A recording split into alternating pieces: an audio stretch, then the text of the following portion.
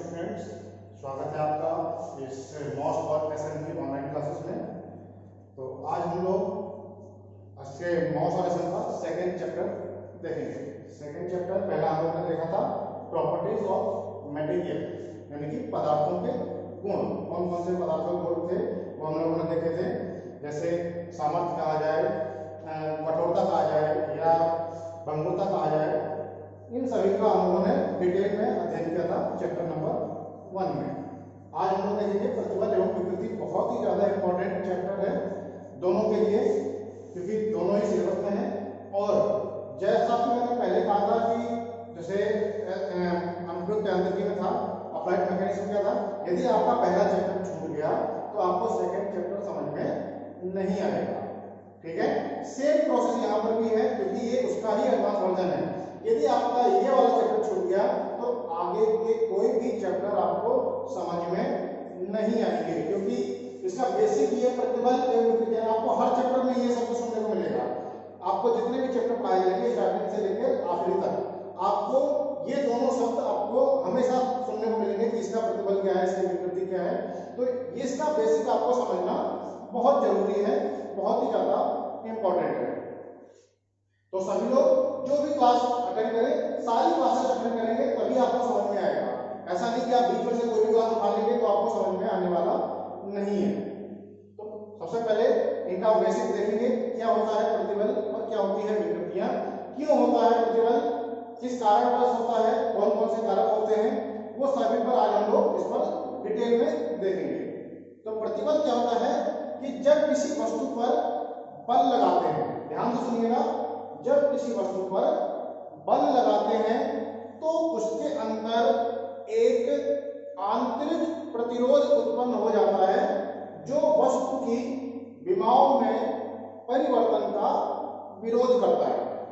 फिर से सुन लीजिए, जब किसी वस्तु पर बल लगाते हैं तो उस वस्तु के अंदर एक आंतरिक प्रतिरोध, ठीक है, आंतरिक प्रतिरोध उत्पन्न हो जाता है जो वस्तु की विमाओं का विरोध करता है, वस्तु की विमाओं में परिवर्तन का विरोध करता है, जो वस्तु की विमाओं में परिवर्तन का विरोध करता है, उस प्रतिरोधी बल को ही हम कहते हैं प्रतिबल। यहाँ पर प्रतिबल और प्रतिक्रिया, बहुत बच्चे कंफ्यूज होते हैं। प्रतिबल की जगह पूछा जाएगा तो प्रतिक्रिया लिख देंगे, प्रतिक्रिया पूछा जाएगा प्रतिबल लिख देंगे। प्रतिक्रिया चीज अलग होती है, वो रिएक्शन होती है। आज हम लोग निकालते हैं कि किसी भी वस्तु पर बल लगाया जाता है, उसके विपरीत में एक प्रतिक्रिया मिलती थी, वो रिएक्शन अलग चीज है, प्रतिबल अलग चीज है। जैसे स्पंज होता है, स्पंज को हम लोग दबाते हैं और वो अपने प्रतिबल के कारण, उस आंतरिक प्रतिरोधी बल के कारण ही तो वो अपने ओरिजिनल शेप में वापस आता है। वह अपने ओरिजिनल शेप में वापस कैसे आएगा, जब उसके अंदर कोई आंतरिक प्रतिरोधी बल लग रहा होगा।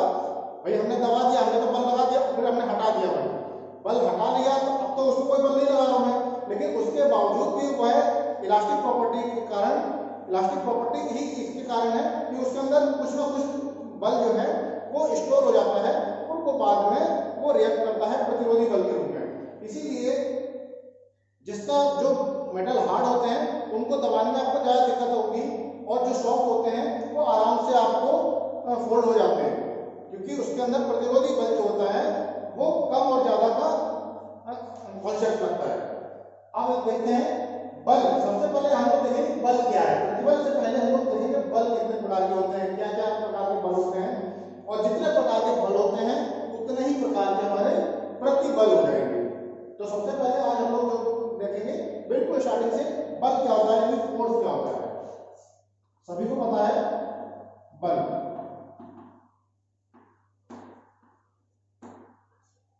बल क्या होगा सभी को पढ़ा होगा, होशियार में पढ़ा होगा, फिर भी आप नोट कर लीजिए, इसको एक नोट्स बनाते चलिए। बल नोट कीजिए, बल वह बाह्य कारक है, बल वह बाह्य कारक है, बल वह कारक है जो किसी पिंड की स्थिति में, जो किसी पिंड की स्थिति में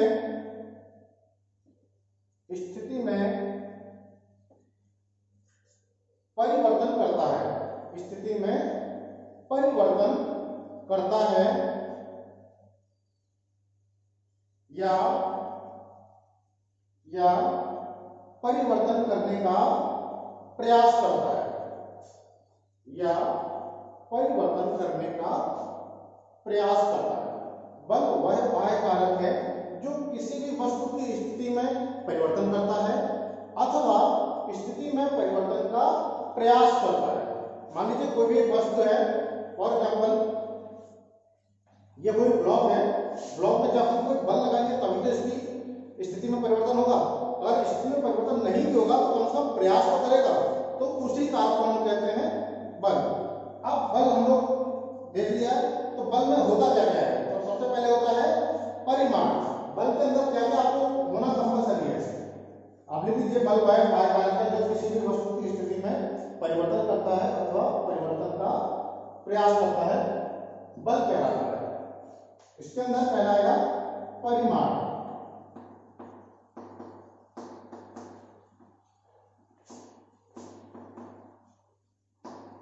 परिमाण क्या होता है? वैल्यू। भाई कोई भी हम लोग बल लगाते हैं उसका कुछ ना कुछ तो वैल्यू होगी, कुछ ना कुछ तो उसका मान होगा, कुछ तो आंकित मान होगा उसका, वह आंकित मान ही कहलाता है परिमाण, या इसको कहते हैं मैग्नीट्यूड। 10 न्यूटन, 15 न्यूटन, 20 न्यूटन, तो 10, 15 और 20 यही उसका परिमाण है। ठीक है, उसमें किसी भी बल में जीरो आप परिमाण नहीं दे सकते। अगर जीरो हो गया तो वह बल लगा ही ना, वह बल रहा ही नहीं। जीरो हो गया मतलब कोई भी बल वहां पर काम नहीं कर रहा है, इसलिए परिमाण होना कंपलसरी है। दूसरा आता है दिशा। परिमाण है तो दिशा भी होगी।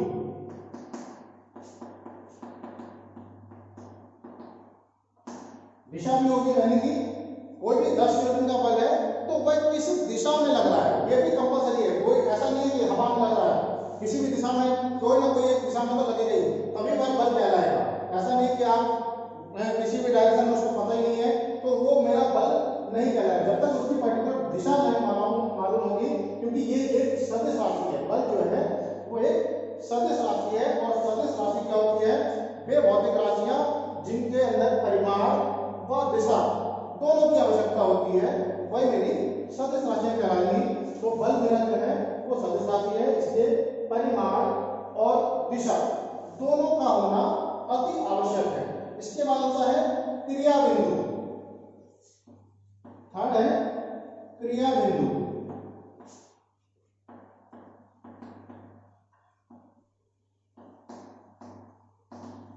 Point of action. मान लीजिए कोई रैंडम कोई ब्लॉक है, इस पर मैंने कोई बल लगाया। ये मान लीजिए कोई बल लगा दिया मैंने, इसका कुछ तो मान होगा, एक्स वाई है, फॉर एग्जाम्पल 10 न्यूटन। तो ये देख लीजिए क्या हो गया, परिमाण, ये है मेरा परिमाण। दिशा, तो ये है मेरी दिशा, डायरेक्शन भी होगी। अब होती है क्रिया बिंदु, तो जिस बिंदु पर कार्य करता है वही बिंदु मेरी कहलाती है क्रिया बिंदु। क्रिया बिंदु।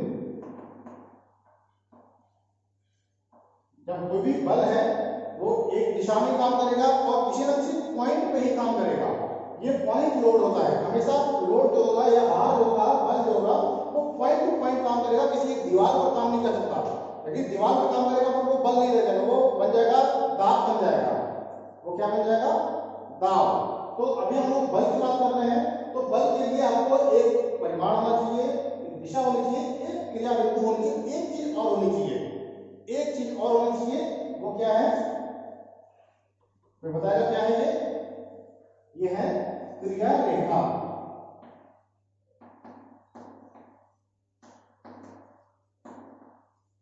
क्रिया रेखा चौथी चीज होनी चाहिए, क्रिया रेखा, line of action.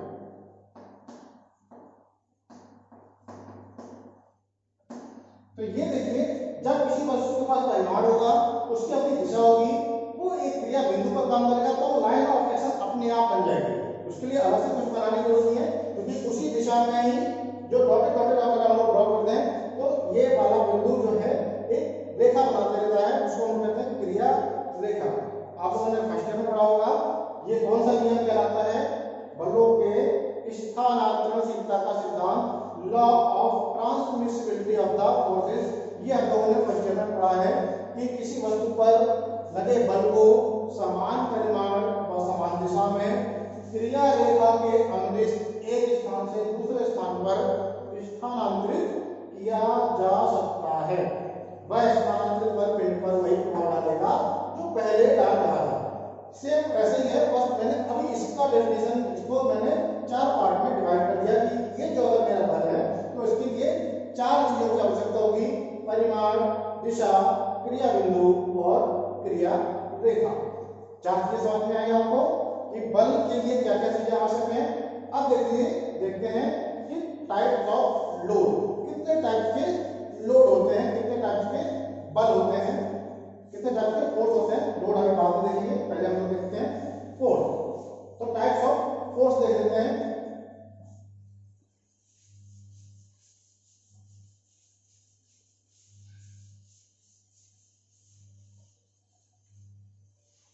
Types of force में देखिए, पहला आप लोगों को पता है,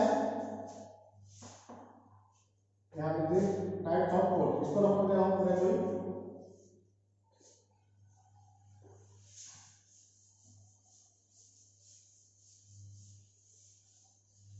अभी बिल्कुल इंट्रोडक्शन चल रहा है, लेकिन ये बहुत बड़ा चैप्टर है, ये कम से कम 5-6 लेक्चर में जाएगा और बहुत ही इंपॉर्टेंट है।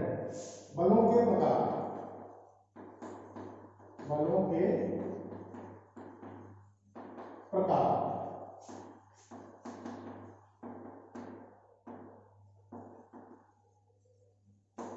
Types of force. बलों के प्रकार पाना इसलिए जरूरी है कि जितने प्रकार के बल होंगे उतने ही प्रकार के प्रतिबल होंगे। तो प्रतिबल से पहले आपको बल की डिटेल नॉलेज होनी कंपल्सरी है।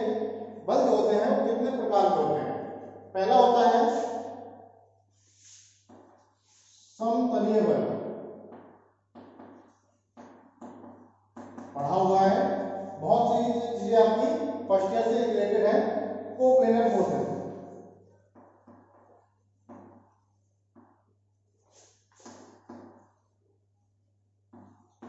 कोप्लेनर फोर्सेस समतलीय बल। बताने की जरूरत है क्या? वे बल जो एक ही तल पर कार्य करते हैं समतलीय बल कहलाते हैं। The force lie on the same plane is called coplanar forces. ठीक है, समतलीय बल। दूसरा होता है असमतलीय बल।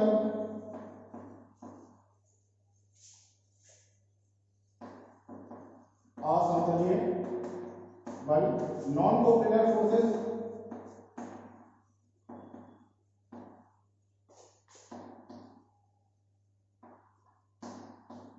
नॉन कोप्लेनर फोर्सेस वे बल निकाय जो एक ही तल पर काम नहीं करते हैं, वे असमतलीय बल कहलाते हैं। इसका अगर मैं इधर से समझाना चाहूं तो ये है कि समतलीय बल ऐसे होते हैं, ये होते हैं समतलीय बल। असमतलीय बल कैसे होंगे? जो अलग अलग तलों पर काम करेंगे। ये सारी चीजें आप लोग फर्स्ट ईयर में पढ़ चुके हैं, ऐसे रिवीजन मान के चलिए आप अपने। ये हो गए मेरे असमतलीय बल। तीसरा आपने पढ़ा होगा समांतर बल।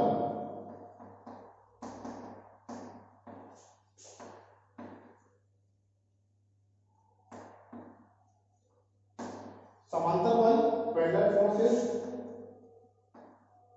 वे बल जो एक दूसरे के परस्पर समांतर कार्य करते हैं, वे समांतर बल कहलाते हैं। वे बल जो एक दूसरे के परस्पर समांतर कार्य करते हैं, समतलीय बल कहलाते हैं। अब आगे देखिए रेखीय बल।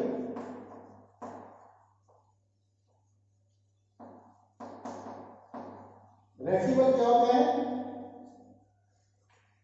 रेखीय बल क्या होते हैं? वे बल निकाय या वे बल जिनकी क्रिया रेखा एक ही होती है या एक ही बल पर एक ही क्रिया रेखा पर बल का काम करते हैं, वे बल जो एक ही क्रिया रेखा पर कार्य करते हैं रेखीय बल कहलाते हैं। फॉर एग्जाम्पल वे बल क्या है जो एक ही क्रिया रेखा पर काम, भाई ऐसे भी तो हो सकता है, वे बल जिनकी क्रिया रेखा समान होती है रेखीय बल कहलाते हैं। वे बल जिनकी क्रिया रेखा समान होती है रेखीय बल कहलाते हैं। तनाव बल, टेंसाइल फोर्स, तनाव बल क्या होता है? टेंसाइल फोर्स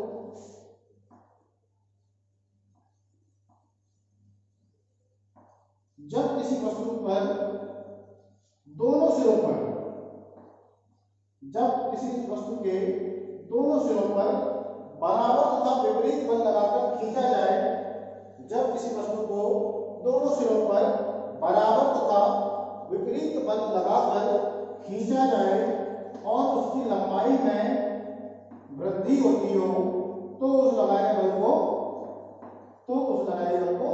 तनाव बल कहते हैं। जब किसी वस्तु के दोनों सिरों पर बराबर तथा विपरीत बल लगाकर खींचा जाता है और वस्तु की लंबाई में वृद्धि होती है तो उस लगाए गए बल को तनाव बल कहते हैं। इसका उल्टा होता है संपीड़न बल। संपीड़न बल जब किसी वस्तु के दोनों सिरों पर बराबर तथा विपरीत बल लगाकर दबाया जाए, जब किसी वस्तु के दोनों सिरों पर बराबर तथा विपरीत बल लगाकर दबाया जाए और उसकी लंबाई में कमी होती है तो उस लगाए गए बल को संपीड़न बल कहते हैं। तो उस लगाए गए बल को हम क्या कहते हैं? संपीड़न बल कहते हैं। क्लियर?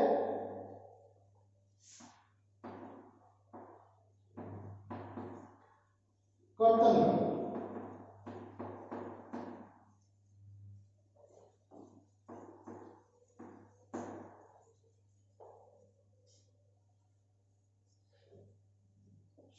यहां पर ये बहुत इंपॉर्टेंट है। कर्तन बल, कर्तन बल क्या होता है? दो सतहों के मध्य लगने वाला बल होता है। ये दो किसी सतह के ऐसे नहीं लगेगा, ये भी नहीं लगेगा, ऐसे नहीं लगेगा। क्या होगा? दो सतहों के मध्य लगने वाला वह बल जो वस्तु के गति का विरोध करता है कर्तन बल कहलाता है। दो सतहों के मध्य लगता है, सतह पर नहीं लगता है। ठीक है, देखिए इसको समझने की कोशिश करेंगे थोड़ा सा। ये रफ कर रहा हूं मैं, ठीक है, यहीं पर समझ लीजिए। ये एक बल है, एक पिंड हो गया, ये दूसरा पिंड हो गया। अब एक को मैं यहां खींच रहा हूं, एक को मैं ऐसे खींच रहा हूं, बीच में मैंने लगा दिया एक रिवेट। रिवेट जानते हैं जिससे हम लोग शीट मेटल वगैरह को ज्वाइन करते हैं, वो होती है रिवेट।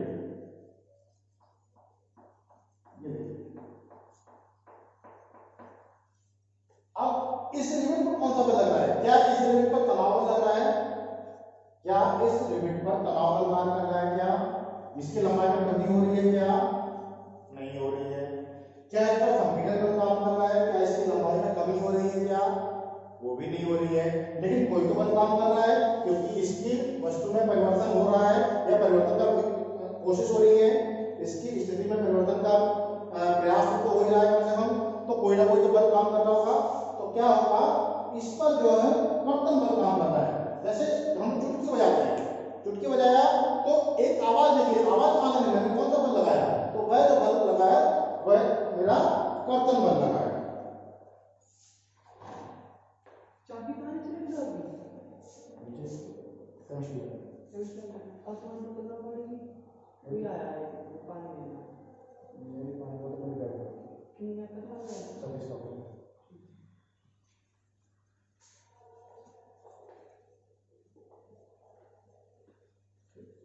ये चीज समझ में आ गई कि इन दोनों सतहों के बीच में एक सतह ये हो जाएगी, दूसरी सतह ये हो जाएगी, एक इसकी निचली सतह और इसकी ऊपरी सतह पर जो बल काम कर रहा है वह बल मेरा कहलाएगा कर्तन बल। यानी कि जैसे कि फॉर एग्जांपल ये देखिए, एक पेज है, हम लोग पेज सफरिंग करते हैं, उसको हटाते हैं तो एक बल हम लोग इधर लगाते हैं, दूसरा बल हम लोग इसकी तरफ लगाते हैं, तभी ऐसे। या हम लोग नोट गिनते हैं, या हम लोग कोई भी मान लीजिए और हम लगाते हैं, हाथ लगा रहे हैं तो क्या हो रहा है, हम इस हाथ के और इस हाथ के बीच में कौन सा बल लग रहा है, कर्तन बल लग रहा है। जब हम लोग आपस में हाथ लगाते हैं तो जब बल लगता है तो हीट उत्पन्न होती है। देखिए हाथ लगा के देखिए, हाथ गर्म हो जाते हैं तुरंत, तो हीट उत्पन्न हो गई। कैसे उत्पन्न हो गई, कुछ तो रीजन रहा होगा, कौन सा बल लगा, कर्तन बल। एक और बल होता है, वो होता है इंपैक्ट फोर्स, यानी कि संघट्ट बल।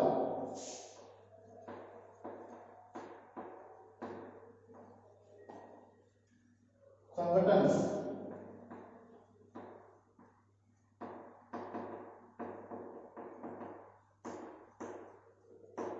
Impact force.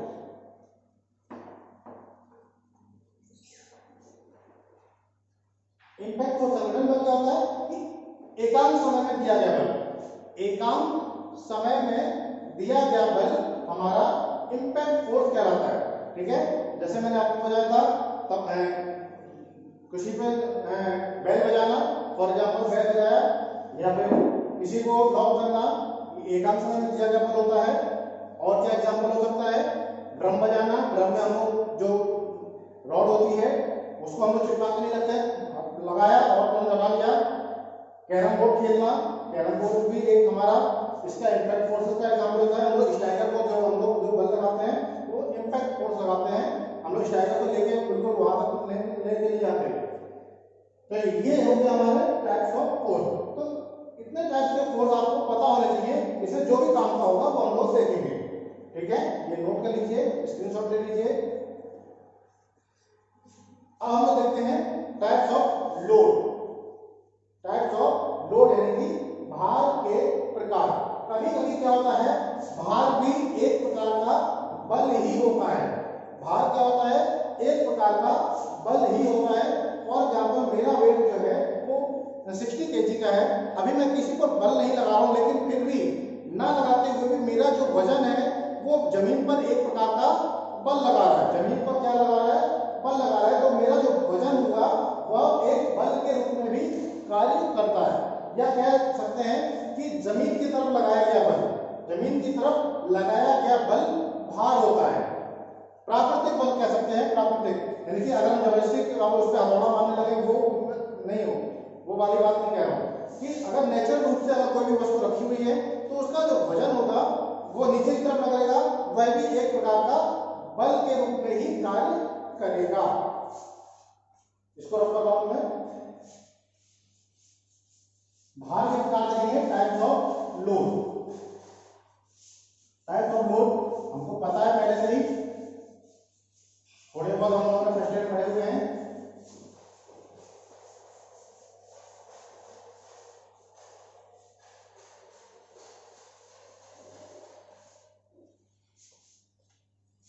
भार के प्रकार,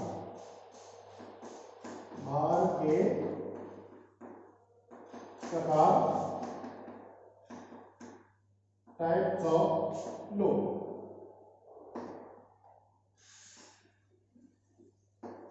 पहला क्या होता है, चल भार। लाइव लोड होता है, लाइव यानी कि जिंदा, जैसे हम लोग हैं, चल भार है, हम इधर से उधर मूव कर सकते हैं। ठीक है, या कोई भी वस्तु एक स्थान से दूसरे स्थान पर अगर जा रही है तो वह कहलाएगी मेरी चल भार, यानी कि वह भार जो एक स्थान से दूसरे स्थान पर गतिशील हो सकता है या जा सकता है या अपनी स्थिति को परिवर्तन कर सकता है, अपनी स्थिति को परिवर्तन कर सकता है, वह कहलाएगा मेरा चल भार। दूसरा अगर मैं बात करूं अचल भार,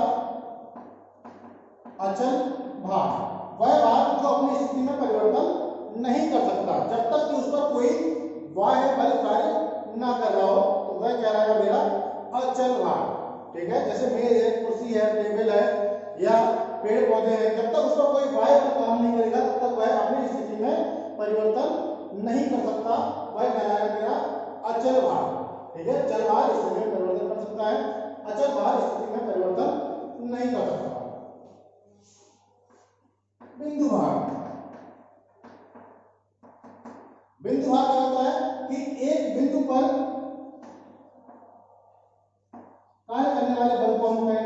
भार को कहेंगे अचल बिंदु भार।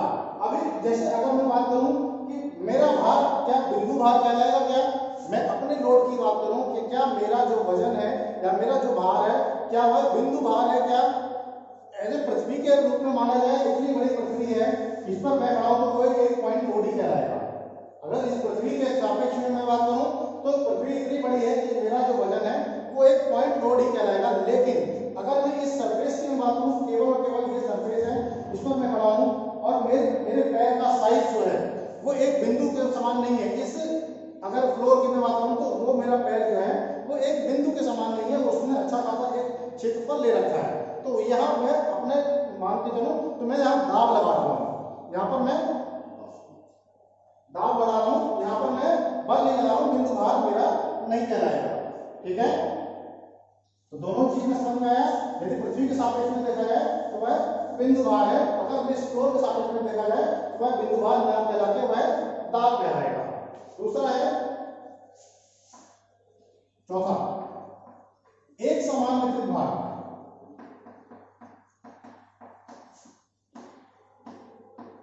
एक समान वितरित भार, एक समान वितरित भार कहां पर होता है? फॉर एग्जाम्पल जो बीम होती है एक स्थान से दूसरे स्थान पर एक समान रूप से वितरित भार को हम कहेंगे एक समान वितरित भार, इसको कहते हैं हम UDL, uniform distributed load. Uniform distributed load यानी कि एक स्थान से दूसरे स्थान पर एक समान रूप से वितरित भार को कहेंगे यूडीएल, यूनिफॉर्म डिस्ट्रीब्यूटेड लोड। एक समान बदलता हुआ भार,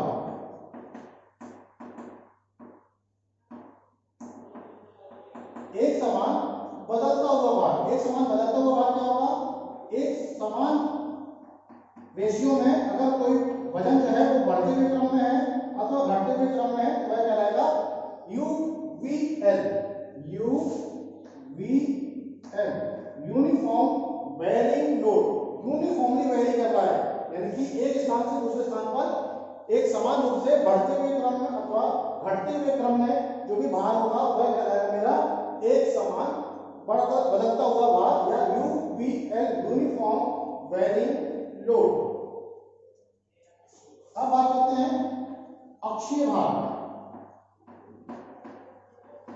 अक्षीय भार क्या होता है? अब यहां पर समझिए,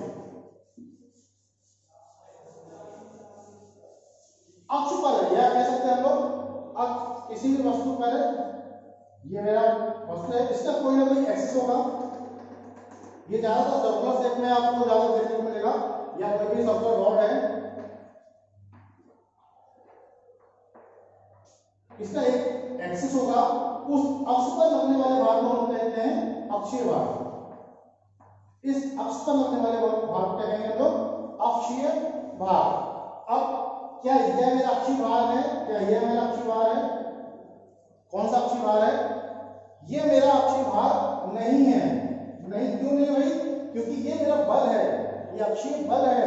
भार मेरा क्या है? भार की एक प्रॉपर्टी होती है कि भार केवल और केवल वर्टिकली डाउनवर्ड ही लग सकता है, भार को हम ऐसे नहीं लगा सकते। भार की क्या प्रॉपर्टी? अगर मेरा भार है तो वो हमेशा नीचे की तरफ ही बढ़ेगा। ठीक है, तो भार जो होता है वो वर्टिकली डाउनवर्ड जो फोर्स होता है वही मेरा भार है। अब देखा जाए जो भार, अगर मैं भार की बात करूं क्यों लगता है वर्टिकली डाउनवर्ड, तो भार एक्चुअल में है क्या? इसकी प्रॉपर्टी, इसको अगर मैं डेफिनेशन की बात करूं तो पृथ्वी का गुरुत्वाकर्षण बल, जो पृथ्वी हमारे नीचे है, पृथ्वी का गुरुत्वाकर्षण बल ही हमारा भार है। यानी कि हमारा W क्या होता है? mg, यही तो होता है W mg। जी क्या है? यहाँ पर गुरुत्वाकर्षण बल है। ठीक है, हमारा जो द्रव्यमान है, द्रव्यमान और गुरुत्वाकर्षण बल को ही लेकर हमारा होता है ये भार। m तो हमारा होता है हमेशा कांस्टेंट, m हमारा कांस्टेंट रहेगा। m की वैल्यू ज्यादा होगी तो हमारा भार ज्यादा हो जाएगा, m की वैल्यू कम होगी तो हमारा भार कम हो जाएगा। g हमारा यहाँ पर 9.8 समथिंग होता है। क्या हमारा वजन, भार की अगर मैं बात करूं, थोड़ा सा मैं आपको सिलेबस से थोड़ा सा ले जा रहा हूँ 2 मिनट के लिए कि फॉर एग्जाम्पल मेरा वजन है 60 न्यूटन। ये मेरा वजन जो है वो पृथ्वी पर ही तो है, यूनिवर्सली तो कुछ नहीं है ये, यानी कि पूरे ब्रह्मांड में मेरा वजन क्या हमेशा 60 किलो रहेगा, 60 न्यूटन रहेगा क्या? नहीं है। चंद्रमा पर क्या हो जाएगा? चंद्रमा पर 6 किलो हो जाएगा, क्योंकि वहां पर जो गुरुत्वाकर्षण बल है वो 6 गुना कम है यहाँ से, तो वहां पर चंद्रमा पर क्या रहेगा? मेरा वजन रहेगा 6 न्यूटन, सॉरी 10 न्यूटन, 6 गुना कम, बटे 6 करेंगे तो 10 न्यूटन का वजन बचेगा मेरा। यदि मैं और दूसरे बड़े प्लैनेट पे चला जाऊं, बृहस्पति वगैरह पे चला जाऊं, हो सकता है यही मेरा वजन जो है 60 की जगह 600 किलो हो जाए। तो ये मेरा वजन जो है केवल पृथ्वी पर होता है कि जी का मान जो है वो हमारा 9.8 होता है पृथ्वी पर है। ये सब बाहर की बातें हैं, फिर कभी देखेंगे। अभी बस इतना समझ लीजिए, वर्टिकली डाउनवर्ड लगने वाले फोर्स को ही या बल को ही हम लोग क्या कहते हैं? भार कहते हैं। ये हो गया मेरा अक्षीय भार, ये वाला है मेरा अक्षीय भार। अक्ष के अनुरूप लगने वाले भार को हम कहते हैं अक्षीय भार, या अक्ष पर लगने वाले बल को कहेंगे हम लोग अक्षीय भार। नेक्स्ट क्या है? तनाव तथा संपीड़न भार। तनाव भार तथा संपीड़न भार। तनाव भार क्या होगा भाई? इसी को ही देख लीजिए, फॉर एग्जाम्पल ये कोई ब्लॉक रखा हुआ है, अक्ष पर ही लगा रहा हूं, ये है मेरा तनाव भार। वस्तु के सिरों पर लगने वाले, दोनों सिरों पर बराबर तथा विपरीत बल लगाकर लगने वाले वह भार जो वस्तु की लंबाई में कमी करता है, वह मेरा तनाव भार, सॉरी बढ़ोतरी करता है। जब वस्तु की लंबाई में बढ़ोतरी करता है, इंक्रीमेंट होता है, तो वह मेरा कहलाएगा तनाव भार। वस्तु की लंबाई में कमी करता है तो वह कहलाएगा मेरा संपीड़न भार। दोनों चीज समझ में आई? हम कर लेंगे तनाव भार एंड संपीड़न भार। तनाव भार एवं संपीड़न भार नोट कीजिए।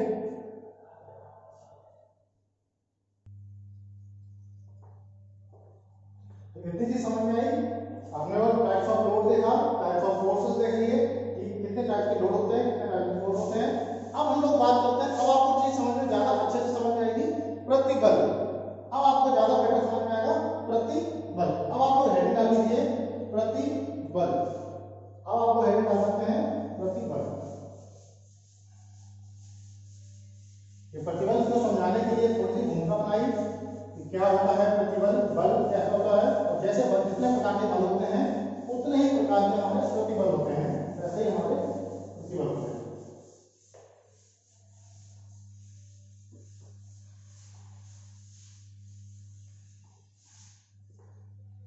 अब हम लोग हेडिंग डालेंगे प्रतिबल।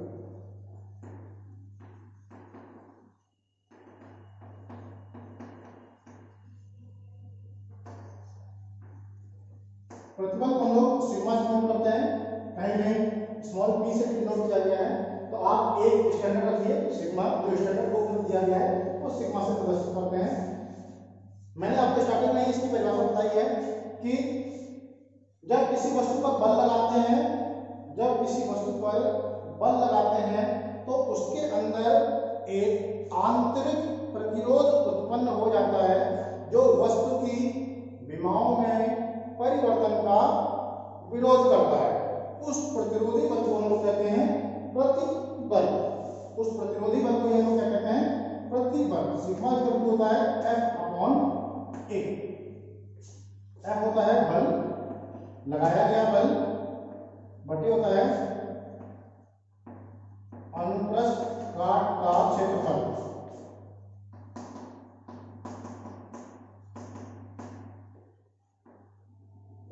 यहाँ एक साधारण एरिया नहीं है, ये क्षेत्रफल तो है लेकिन साधारण एरिया नहीं है। कैसा एरिया है? अनुप्रस्थ काट का क्षेत्रफल है। अब ये अनुप्रस्थ काट क्या होती है? ये तो लगाया गया बल होगा। फॉर एग्जाम्पल कोई रॉड है,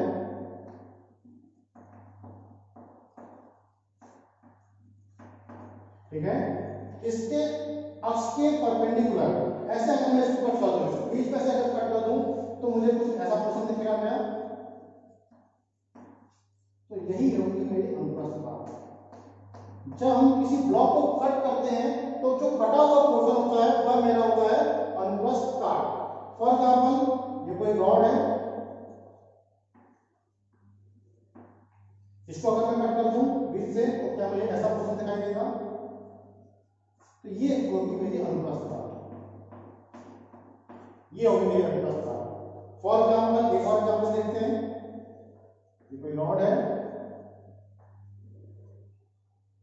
हॉलो सॉफ्ट खोखली है, इसको अगर मैं कट करता हूं बीच से कट करता हूं ऐसा दिखाई देगा मुझे, तो ये होगी मेरी अनुप्रस्थ काट।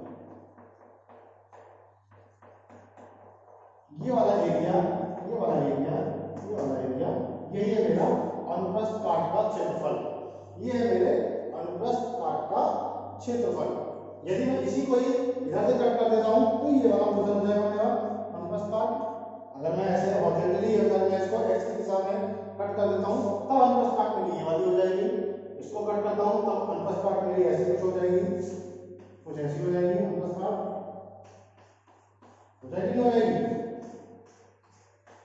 यदि मैं इसको लाइट ऐसे कट करता हूं तब, ठीक है, अधिकांश में आपको ऐसे मिलेगा सिलेबस में कुछ ऐसा ही।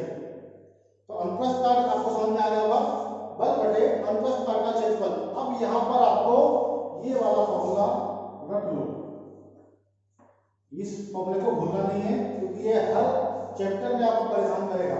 यदि आप इसको भूल गए तो समझ लीजिए आपका बहुत नुकसान हो जाएगा। एक छोटा सा फॉर्मूला है, sigma equal to F upon A, sigma equal to F upon A बल बटे अनुप्रस्थ काट का क्षेत्रफल, ठीक है। अब देखते हैं प्रतिबल के प्रकार।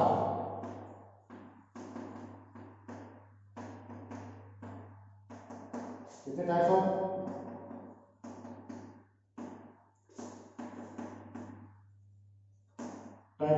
स्ट्रेस कितने टाइप के होते हैं, मैंने आपको बताया था कि जितने प्रकार के बल होंगे उतने ही प्रकार के दबाव के प्रतिबल होंगे। पहला होता है सीधा प्रतिबल, नॉर्मल स्ट्रेस।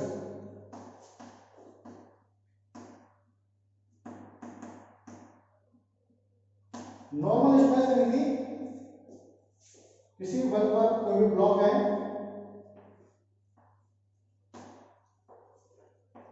सीधा बल लग रहा है, ठीक है, सीधा बल के विपरीत लगने वाले प्रतिरोधी बल को ये लोग सीधा प्रतिबल कहते हैं। सीधा बल यानी सीधे अक्ष पर लग रहा है, अक्ष पर लगने वाले बल को हम लोग कहते हैं सीधा बल कहते हैं। जो बल जो है ठीक मिड में काम करता है वो हमारा सीधा बल है। एक अक्ष पर कार्य करने वाले बल के अनुरूप या विपरीत उत्पन्न प्रतिरोधी बल को हम कहेंगे सीधा प्रतिबल। प्रतिबल होता ही क्या है, प्रतिरोधी बल होता है। तो एक साधारण बल या सीधा बल के कारण उपजे प्रतिरोधी बल को हम कहेंगे सीधा प्रतिबल। इसको और डिटेल में नोट करना है तो आप नोट कर लीजिए, सीधा प्रतिबल हेडिंग डालिए सीधा प्रतिबल। देखिए किसी पिंड पर कार्य करने वाले, देखिए किसी पिंड पर कार्य करने वाले, किसी पिंड पर कार्य करने वाले बलों के फलस्वरूप, बलों के फलस्वरूप, किसी पिंड पर कार्य करने वाले बलों के फलस्वरूप प्रति इकाई क्षेत्रफल पर, फलस्वरूप प्रति इकाई क्षेत्रफल पर, प्रति इकाई क्षेत्रफल पर, प्रति इकाई क्षेत्रफल पर उपजे आंतरिक प्रतिरोधी बलों को, उपजे आंतरिक प्रतिरोधी बलों को सीधा प्रतिबल कहते हैं, ठीक है, सीधा प्रतिबल कहते हैं। आंतरिक प्रतिरोधी बल को हम क्या कहते हैं, सीधा प्रतिबल।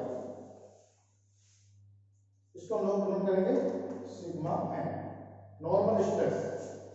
ठीक है, तो कहेंगे हम लोग नॉर्मल स्ट्रेस सीधा प्रतिबल। दूसरा है तनाव प्रतिबल।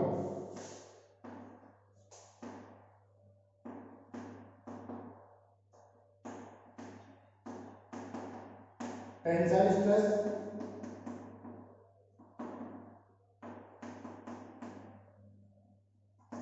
टेंसाइल स्ट्रेस को कहेंगे सिग्मा टी, टेंसाइल स्ट्रेस को कहेंगे सिग्मा टी। देखिए, जब किसी पिंड पर दो बराबर तथा विपरीत, जब किसी पिंड पर दो बराबर तथा विपरीत खिंचाव बल कार्य करते हैं, खिंचाव बल कार्य करते हैं, खिंचाव बल कार्य करते हैं तथा पिंड की काट पर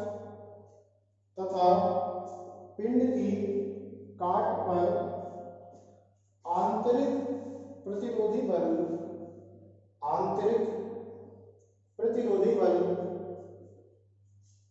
आंतरिक प्रतिरोधी बल उपजता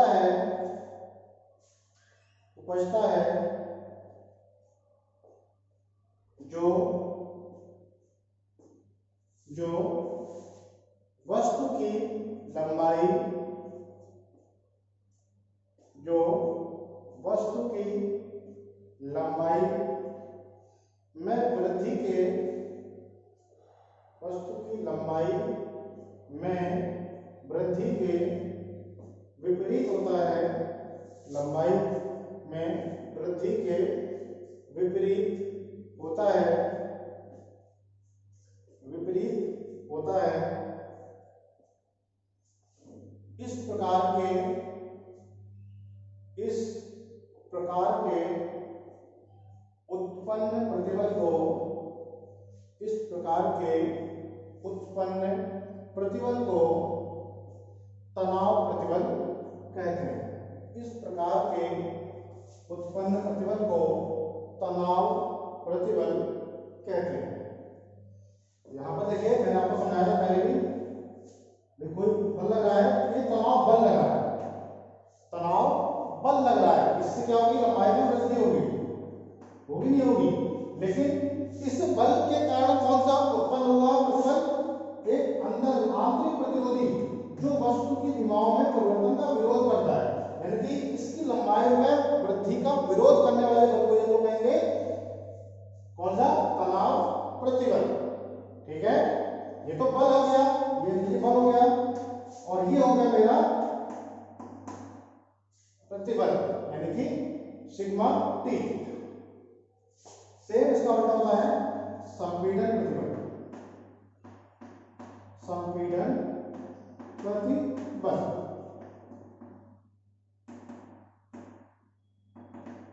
कंप्रेसिव स्ट्रेस, कंप्रेसिव स्ट्रेस को क्या कहेंगे हम लोग? सिग्मा सी से, सिग्मा सी। इसमें क्या होगा, जब किसी वस्तु के दोनों सिरों को बराबर तथा विपरीत बल लगाकर दबाया जाता है तो क्या होगा, इसके विपरीत बल एक काम करेगा, प्रतिरोधी बल। इस प्रतिरोधी बल को कहेंगे सिग्मा सी, जो वस्तु की में कमी के विरुद्ध होगा। इसमें वस्तु की कमी हो रही है, वस्तु की लंबाई में कमी के विपरीत कार्य करने वाले प्रतिरोधी बल को कहेंगे हम लोग संपीड़न प्रतिबल। नोट कर लीजिए इसको भी, संपीड़न प्रतिबल नोट कीजिए। जब किसी पिंड पर बराबर तथा विपरीत बल लगाकर, जब किसी पिंड पर बराबर तथा विपरीत बल कार्य करते हैं, विपरीत बल कार्य करते हैं, तो वस्तु में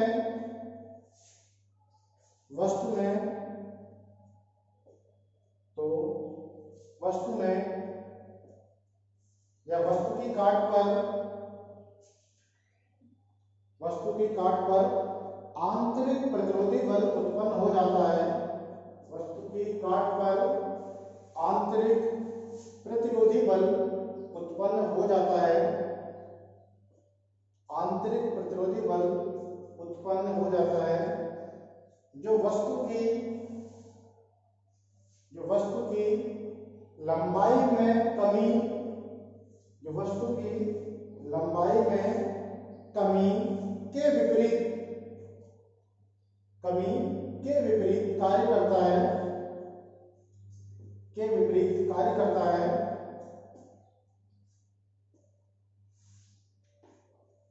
उस प्रतिरोधी बल को संपीड़न प्रतिबल कहते हैं।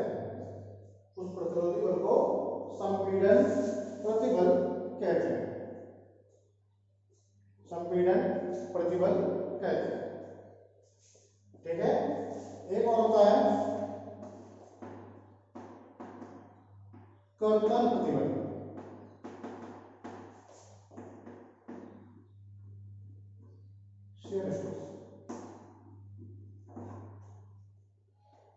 क्या होगा?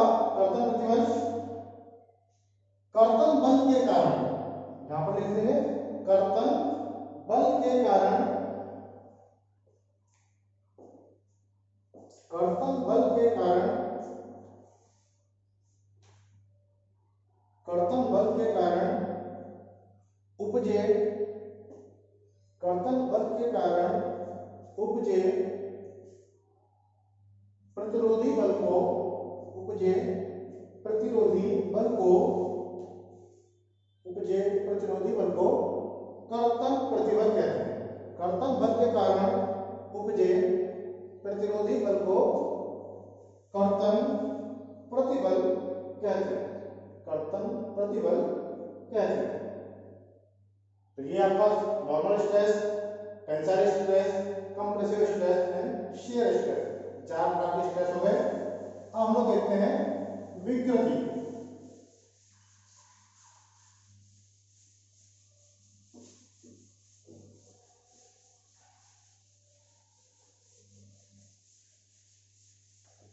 विकृति क्या होगी? जब किसी वस्तु पर हम लोग बल लगाते हैं तो उसकी विमाओं में परिवर्तन हो जाता है।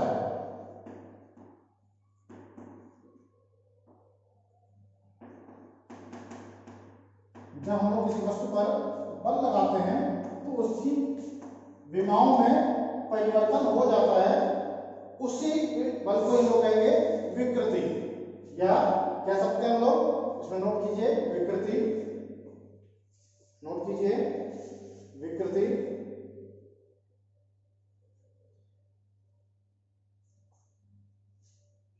किसी वस्तु पर बल लगाने से, किसी वस्तु पर बल लगाने से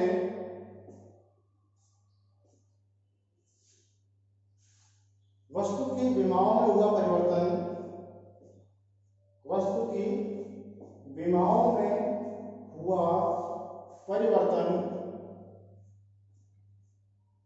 वस्तु की विमाओं में हुआ परिवर्तन विकृति कहलाता है। इनका कोई एक फॉर्मूला नहीं होता है। यहां पर देखिए मैंने बताया विमाओं में हुआ परिवर्तन अपॉन में आएगा वास्तविक विमा।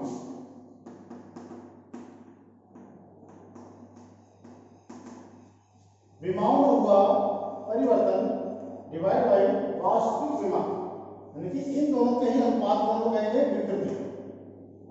ठीक है, इन दोनों के अनुपात को हम कहेंगे विकृति। फॉर एग्जाम्पल, अब यहां पर जैसे बात करें तनाव विकृति, तनाव विकृति EN लॉन्गिट्यूडिनल स्ट्रेन, तनाव विकृति यानी कि लॉन्गिट्यूडिनल स्ट्रेन। अब क्या होगा? फॉर एग्जाम्पल, एक कोई रॉड है, इस पर हमने कोई बल लगा रहा हूं, इस पर कोई भी बल लगा दिया मैंने, ये फॉर एग्जाम्पल ये L शेप की है, ये बी है, ठीक है। क्या होगा, बल लगाने के बाद क्या होगा, इसकी भाई इतना तो नहीं बढ़ेगा, लेकिन फॉर एग्जांपल बता दे रहा हूं मैं आपको। अब क्या होगा, ये एल से हो गया L plus delta L, L plus delta L. Delta L क्या होगा, जो प्रारंभिक सीमा थी उसमें से कुछ और बढ़ गया। मान लीजिए इसकी वैल्यू फॉर एग्जांपल 10 थी, 10 mm थी फॉर एग्जांपल, इसकी वैल्यू थी 10 mm और ये बढ़ के होगी फॉर एग्जांपल 12 mm, ठीक है। तो डेल्टा एल क्या है, 2 है, ये क्या होगा 10 प्लस 2। एल की वैल्यू कितनी है, एल की वैल्यू 10 है, एल की वैल्यू कितनी है 10। अब ये बढ़कर होगी 12, तो डेल्टा एल क्या हो गया, वो 2, जो परिवर्तन हुआ है वही मेरा हो जाएगा डेल्टा एल। अब यहां पर देखिए फॉर्मूले कैसे बनेंगे, वस्तु की विमाओं में हुआ परिवर्तन, वस्तु की विमाओं में परिवर्तन क्या हुआ, डेल्टा एल, यही हुआ परिवर्तन। परिवर्तन कितना हुआ, 2 का हुआ, बटे वास्तविक विमा यानी कि एल। ये देखिए ई बराबर ई एल बराबर बन गया डेल्टा एल अपॉन एल। जब भी वस्तु की किसी विमाओं में वृद्धि होती है तो वह कहलाएगा हमारा लॉन्गिट्यूडनल स्ट्रेस, ठीक है। Longitudinal stress strain, sorry longitudinal strain यानी कि तनाव विकृति, जब उसकी लंबाई में वृद्धि होती है।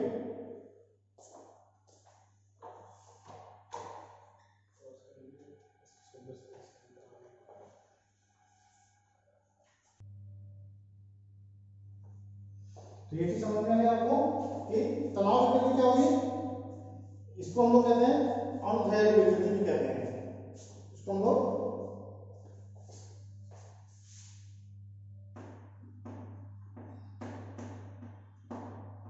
अनुदैर्घ्य विकृति।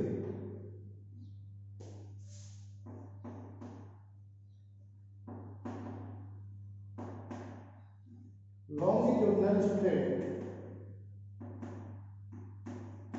लॉन्गिट्यूडनल स्ट्रेन क्या होती है, चलिए तनाव विकृति होगी, सीधे सीधे आपने तनाव खींचा और उसमें जो विकृति हुई वह हमारी तनाव विकृति हो गई। अनुदैर्घ्य विकृति क्या होगी कि बल की दिशा में हुई विकृति को ही अनुदैर्घ्य विकृति कहते हैं।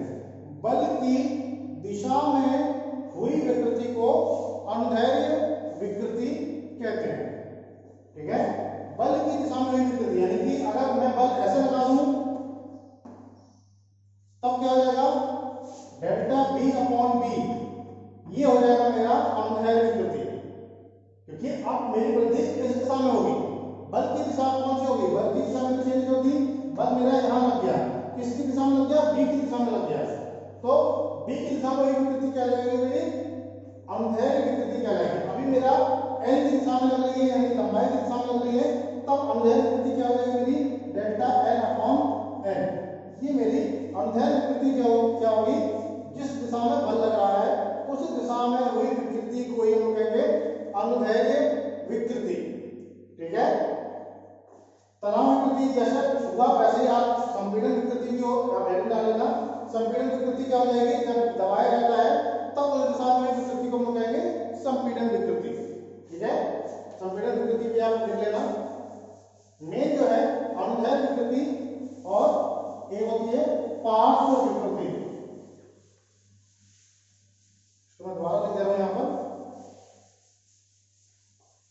इन दोनों में अंतर समझना बहुत जरूरी है। पहला मैंने बताया अनुदैर्घ्य विकृति,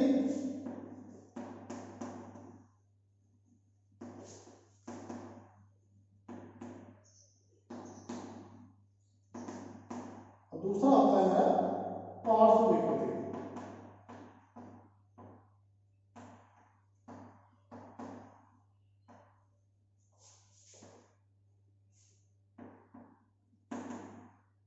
लेटरल स्ट्रेन,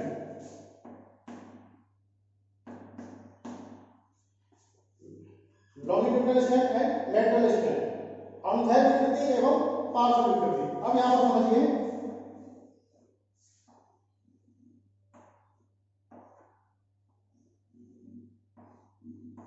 ये कोई ब्लॉक है एल, ये बी, फॉर एग्जाम्पल ये टी है, ठीक है।